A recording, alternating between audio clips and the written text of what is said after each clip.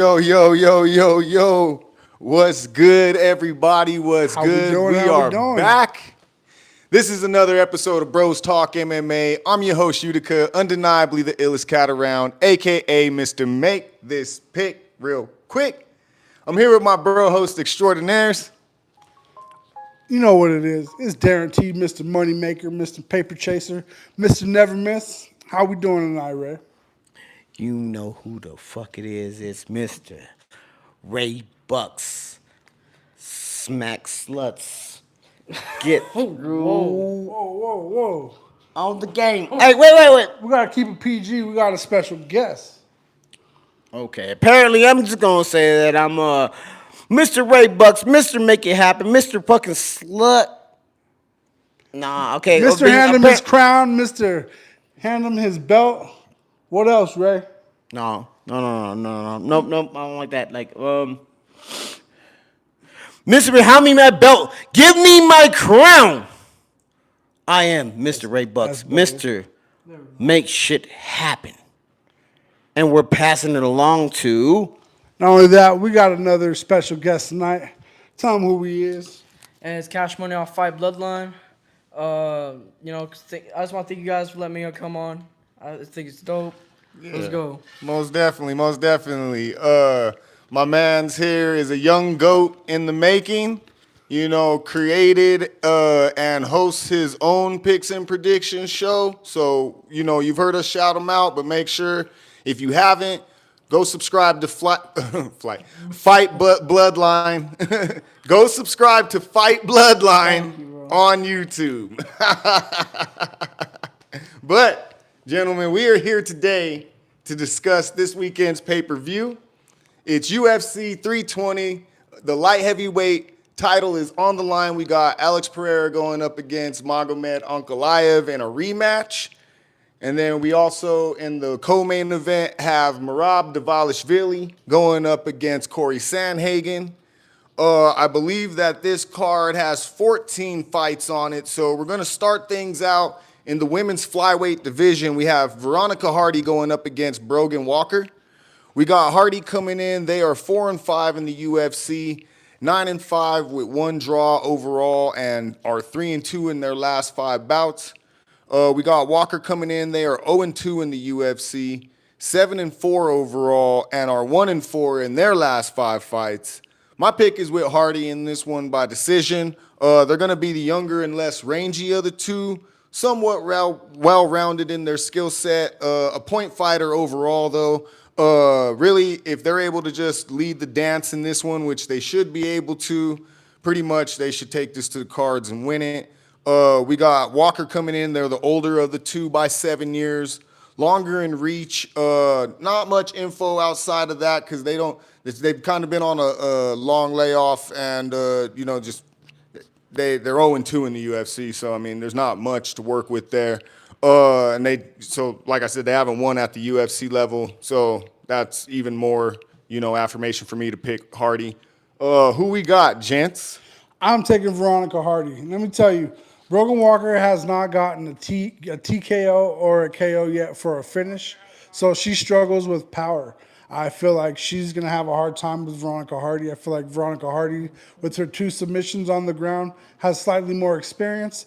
I feel like she has a little bit more of, this fighter-killer instinct that we like to see these fighters run with. So I'm taking Veronica Hardy. Who you got, Ray? I'm going with Veronica Hardy as well. Because, come on, Brogan Walker, she's just coming into the UFC. She's never seen the bright lights. She doesn't know what the fuck is going on.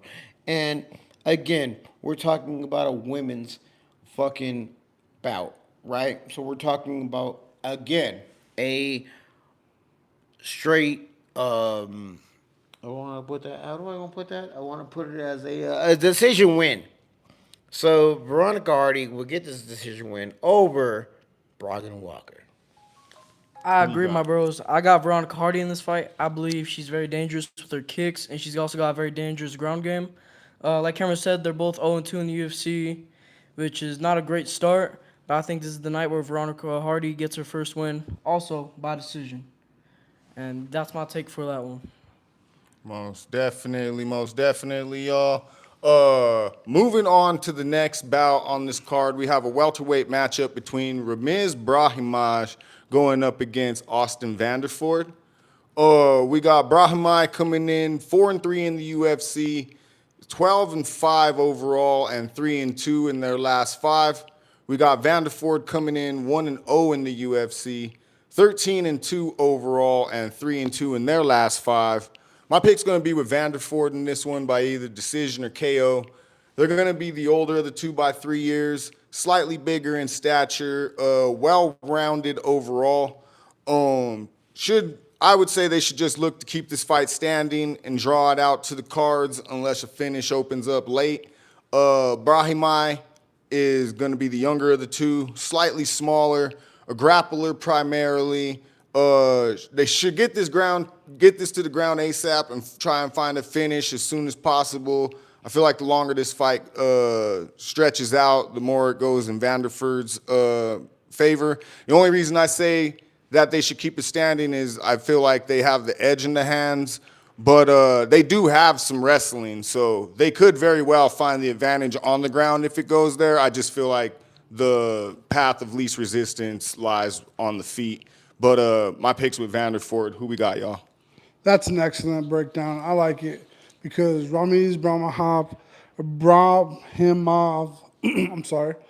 I take Ramiz Brahimaj. I feel like they've gotten more submissions wins. They have, though they probably have the lesser routes to victory, I feel.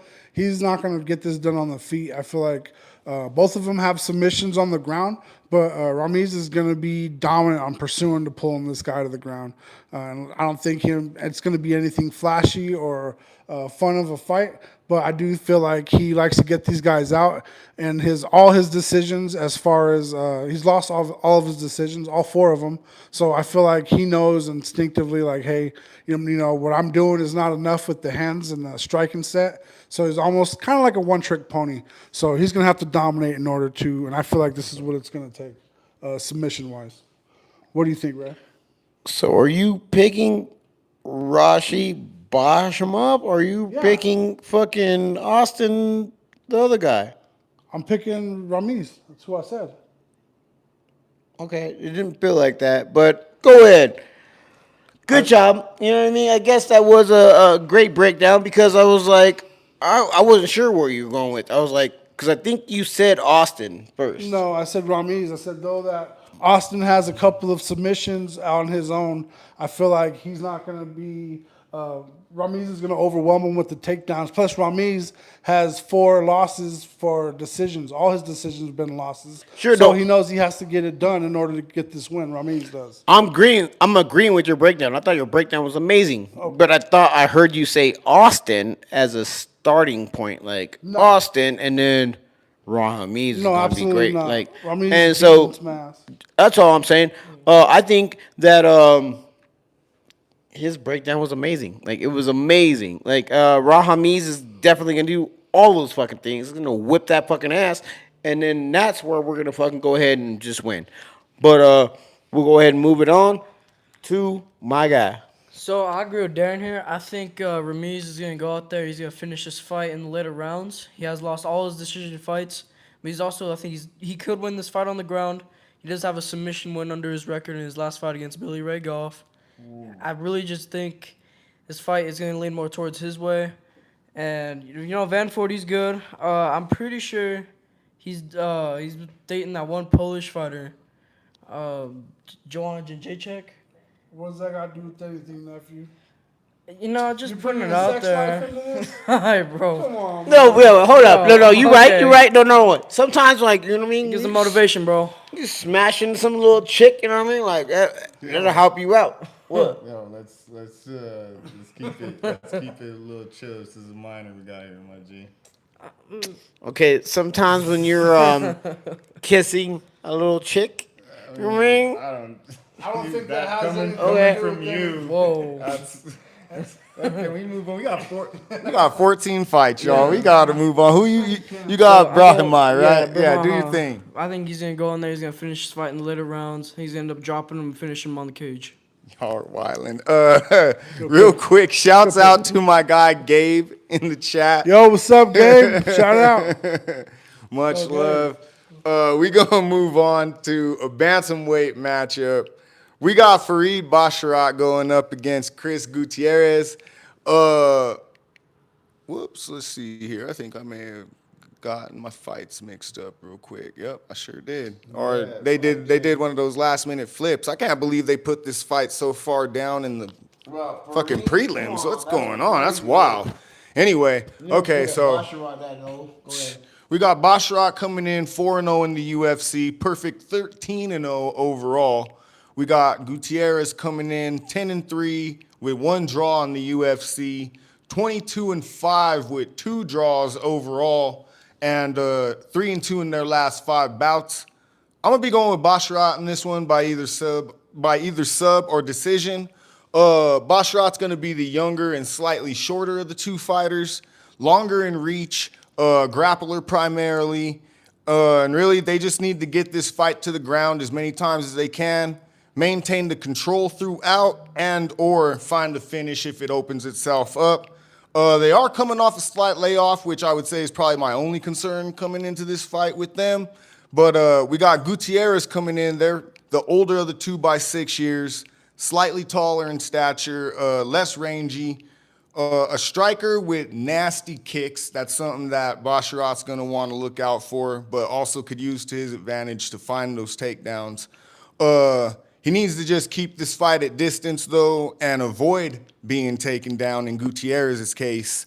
One thing to note for them that may be of concern, they are moving down from their last fight, which was a one-off at featherweight. So nothing too concerning because they usually fight at bantamweight, but it so happens that their last fight, I think they must have tried their hand at featherweight, and I believe they lost.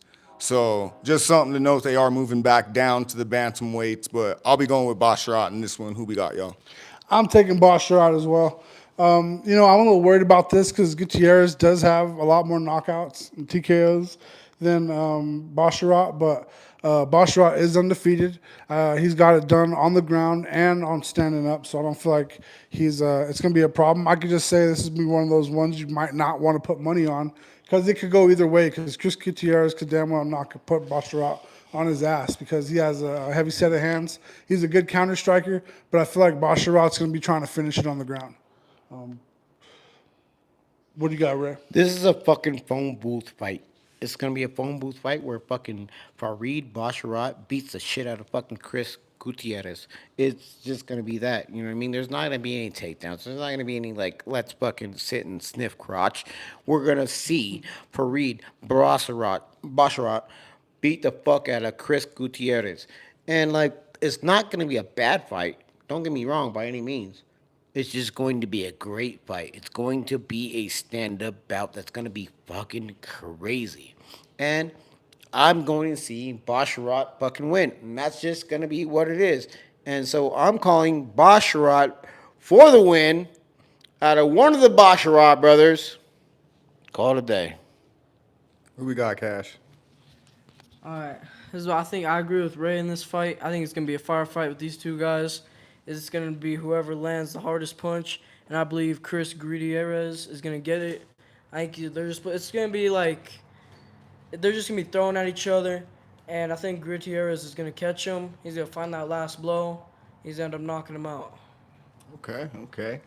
Real quick, another shout out to Gabe. He said his picks for this main card are Josh Emmett, Joe Pyfer, Jiří, Merab, and Magomed. Okay. I see you out here, Good Gabe. pick, I see you Gabriel. out here. We're going to have to get you on the show, bro. Yeah. Yes, indeed. Moving on to a women's bantamweight bout that, unfortunately, one of the 2 came in overweight. We have Macy Chasson going up against Yana Santos. We got Chasson coming in. They are 8-4 in the UFC, 10-4 overall, and 3-2 in their last 5 bouts. We got Santos coming in. They are 6-5 in the UFC, 16-8 with 1 no contest overall, and 2-3 in their last 5 bouts. I'm going to be going with Chasson in this one by either decision or sub. They're going to be the slightly younger of the two, bigger in stature, well-rounded in their skill set. I would say for them, they'll definitely want to get this fight into the clinch and then eventually down to the ground. Once again, one of those scenarios, just maintain control throughout to the cards or find the finish if it happens to open itself up. We got Santos coming in slightly older of the two by a year, smaller in stature and somewhat well-rounded in their skill set. They lean to striking, I would say, more so, though, so they're probably going to want to look to keep this one standing. But I think with this type of opponent, they're going to have to get in close and make it messy. But with that, are going to have to figure out how to avoid takedowns in the process. So I feel like that's just too complex of a puzzle for Santos. So I'll be going with Chasson in this one. Who we got, guys?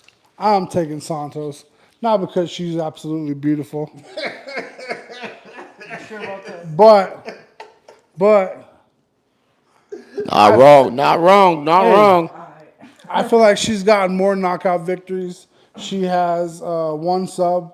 She has a few decisions, but I feel like she's standing up with Macy Chasson. She's gonna have probably the heavier hands, the more crisp boxing. I feel like Chasson has a better chance of finishing on the ground. If they go to the ground, I'm a little bit more worried.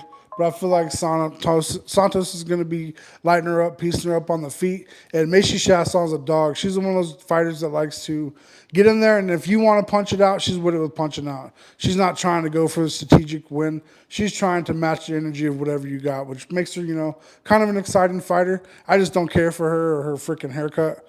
But what do you got, Ray? Bro. I thought I had the most ridiculous fucking things to say. But you won. You won today, okay? So what I'm going to say is that I believe Santos is going to take her down. I think Santos is going to take Macy Chasson to the ground. And whip her ass on the ground. Whip her ass, not necessarily with submissions. Just whip her ass. Just lay her the fuck down and whip her fucking ass. Macy Chasson is okay. She's aight. You know what I mean?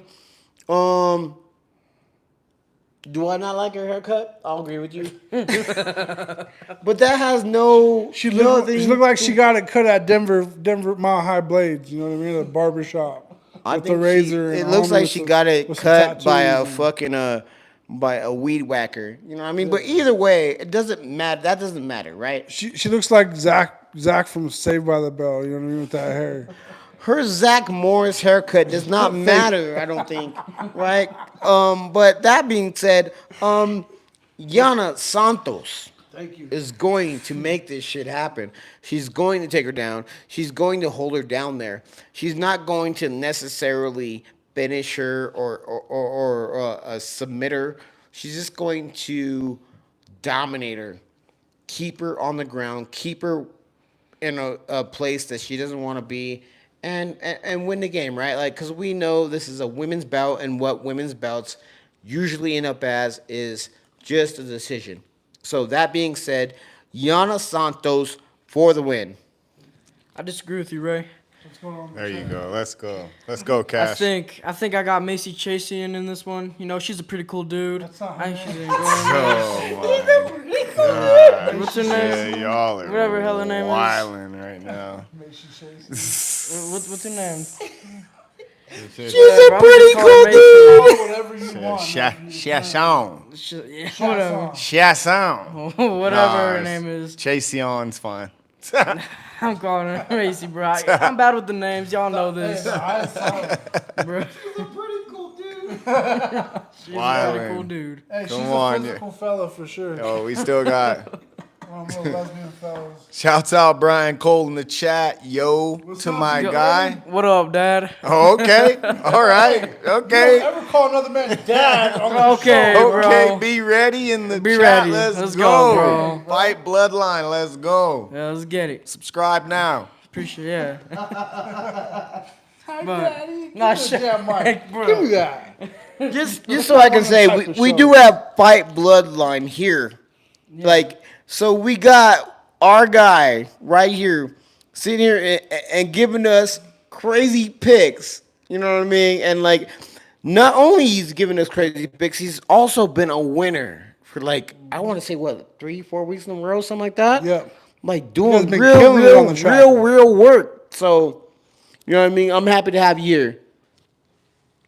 All right, y'all. Moving on to a welterweight matchup. We have Punahele Soriano going up against Nikolai Veretennikov.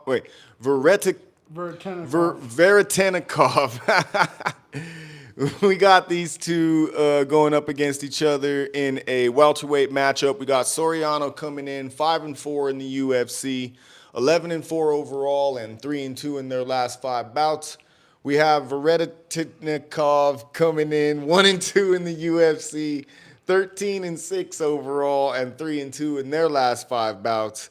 My pick's going to be with Soriano in this one by either KO or decision. They're going to be the younger and smaller of the two fighters.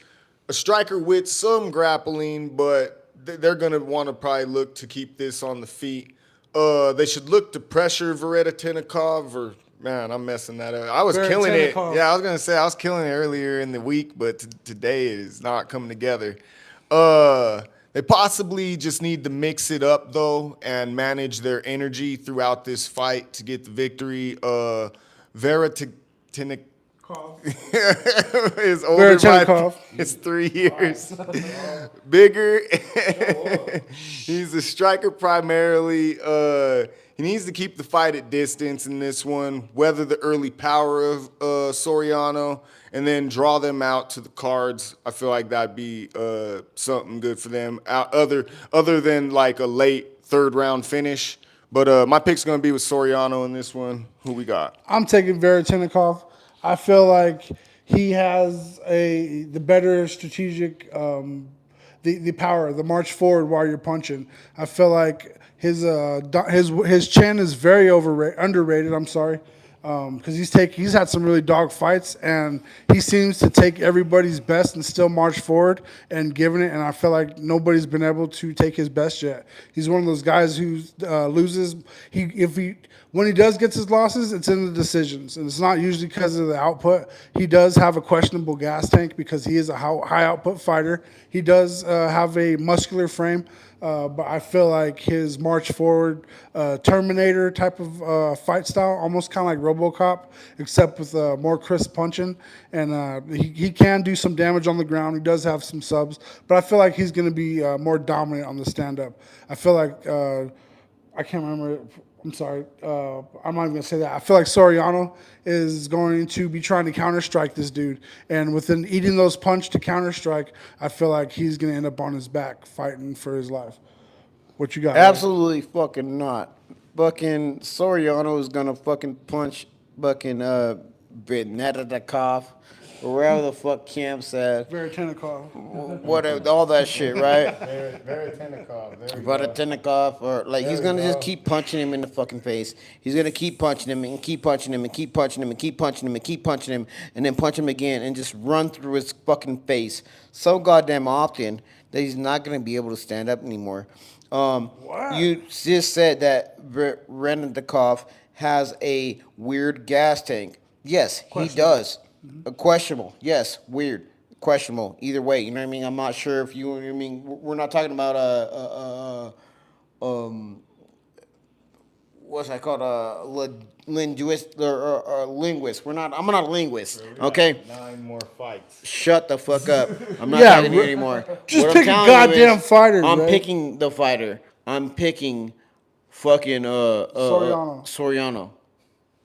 What do you got, Cap? See, Wow, that was a long time, Ray.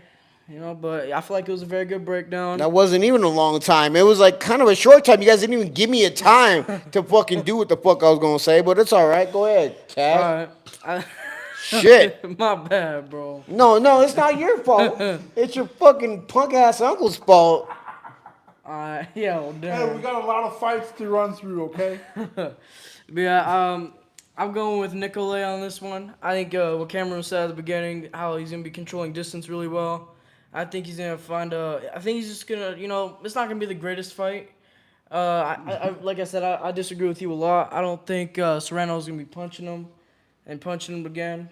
I think just Nicolay's gonna get this one by decision. He's gonna point fight and just land the better strikes. Very good breakdown. All right, Cash. all right. Moving on to the sixth fight on this card. We got a middleweight matchup between Edmund Shabazian going up against Andre Muniz. See, I don't even have that shit pulled up. They flipped these fucking fights on me last minute. Okay, here we go. So we got Shabazian coming in 8-5 in the UFC, 15-5 overall, and 3-2 in their last 5 bouts. We got Muniz coming in. They are 6-3 in the UFC, 24-7 overall, and 2-3 in their last 5 bouts. I actually was on the fence with this one and was going to go with Shabazian, but then ended up going with Muniz. I think they can get this one done by either submission or decision. Absolutely. They're going to be the older of the two by 8 years, slightly shorter in stature but longer in reach. A grappler primarily. I would say they just need to weather the early storm, and if they can do that, that's something that I find with Edmund Shabazian, which I'm not going to lie, they kind of proved me wrong in their last bout, and I guess they're going to need to show me again because their gas tank is definitely questionable.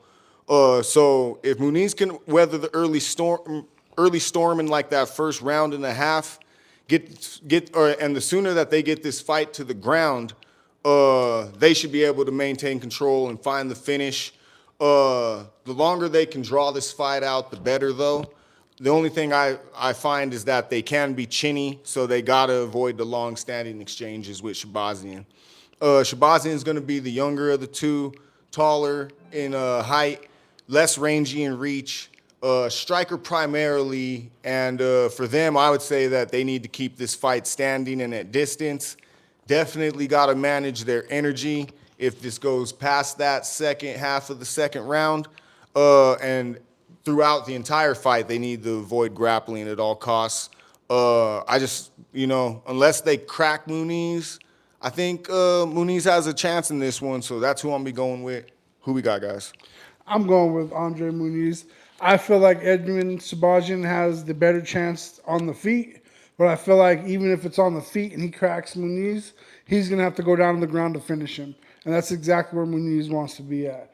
I feel like Muniz needs to play some defense and let Shabazian get his, get it off his chest. Shabazian's going to come in trying to take the center of the octagon, pressure in the fight, trying to get Muniz to exchange with him. I feel like Muniz has a limited amount of time where he's going to be able to do that, get the lesser of the exchange if he doesn't get popped on his chin. Still, he's going to end up on the ground, and even in a bad spot like Charles Oliveira, you would say, he's just as dangerous on his back as he is on his feet. So I'm taking Muniz because he has more routes to victory, and I feel like where this fight has to go at, it's going to be dangerous for Shabazian. So I got Andre Muniz. Who you got, Ray? Unfortunately, it's a trash ass fucking deciding. Deciding? It's a trash ass way to say any of that because Andre Muniz is not good off his back. We're talking about we're talking about Shabazian. Shabazian is going to beat the fuck out of him. On the feet, he's going to beat the fuck out of him. Muniz's got on the 15 ground, submission wins. that's great. Cool for him. Shabazian's got one, just so you know. Cool, but look at the fucking Last week, I remember the card. If I remember correctly, there's at least 3 fights that went to the ground and got finished by some really good strikers. But these wrestlers and these grapplers are finishing these fights. Yeah, let's talk about last card. Let's talk about last card. Let's talk about the last card. At the end of the show, let's get through the Fuck that. Let's talk about the last card, man. What you want to talk about? How many times did you win last card, huh? I don't even know, to be honest with you. Oh. 2 wins? Hey, I had one for each eyeball, bro. We can do a recount, but I'm pretty sure that's what I counted. I'm pretty sure it's easy to remember 2, okay? Yeah. Only 2 fingers.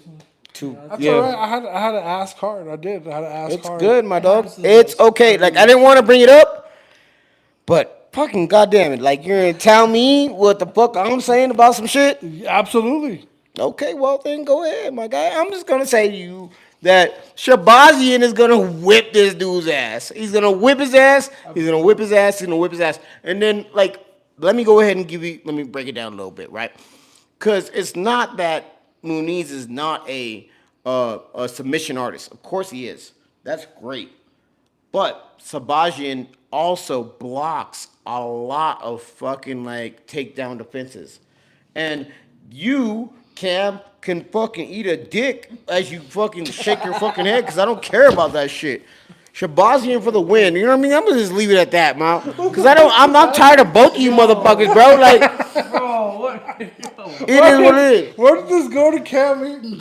Yo, shouts out Tuan Lorenzo in chat. Shouts out Jordan Conchas and Conchas and Natalia Morvant. That's my daughter.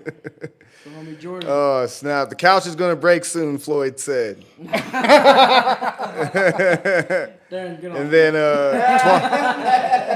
Tuan Lorenzo said Edmund by KO. Shouts out Tuan. They donated to the Buy Me a Coffee. Shouts out my man Thank here. you, Donated Antoine. to Buy Me a Coffee. You know, we appreciate everybody who supports the channel.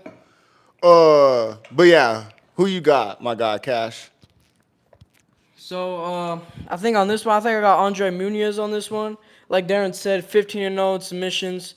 This dude's crazy. He's gonna take him down. He's gonna hold him down like a big brother would hold a little brother down. He's gonna sit there. He's gonna get the early round finish by submission. He's just so dangerous on the ground. I don't think he's gonna survive. I don't know. Edmund Shabazian, he's good too. I just feel like he's not going to be able to handle the wrestling and the high-pressure jiu-jitsu from Andre Muniz. Muniz just got to get him to the ground once, you know, and then... Shabazian's going to blow his wad trying to fucking finish him. Always with the blow of the water, huh? Always with the blow of the water, huh? Like, just blow of water, huh? Moving on, y'all, to a bantamweight matchup. We got Patchy Mix coming in up against Jakub Wiklax. That's how I heard John Anik say it. So we got Mix coming in. They are 0-1 in the UFC, 20-2 overall, and 4-1 in their last 5 bouts. We got Wiklax coming in, making their UFC debut, 16-3 with 2 draws overall, and 4-0 with 1 draw in their last 5 bouts. I'm be going with Wiklax in this one by either a decision or sub. They're going to be the younger and shorter of the two, longer in reach, a grappler primarily. And I'm going to say this, I don't got too much more info outside of that, and I am just like taking a chance with this one. Mix is going to be the older of the two by 3 years, taller in stature but less rangy. A grappler in their own right with decent hands. So you could say they do have more routes to victory in this one. But I don't know. They got a lot of pressure on them coming into this fight because they were pretty hyped up coming into their debut matchup against Mario Batista, and then Batista humbled them, kind of left them frozen, just taking pictures the entire time. So I just feel like, you know, the UFC kind of, you know, it's kind of foul how they did him, you know, like they took him from that kind of a spot and now he's buried in the prelims, taking on literally a cat making their debut, a dude that very well, you know, if he gets him to the ground could present a lot of problems, you know, and like I said, Patchy is going to, if he's in there fighting not to lose rather than to win, which was kind of the case in his last fight, he could very well find himself, you know, getting lined up in this one and becoming the person who people get their names launched off of. So hopefully he's shaking those jitters off and he's ready to open up in this bout, because if he isn't, he could very well find himself 0-2. Another Bellator guy just like not really finding his way within the organization. So yeah, I'm taking a chance on this one with Vic Locks. Who we got, y'all? I'm taking Patchy Mix. I feel like stylistically this is perfect for him.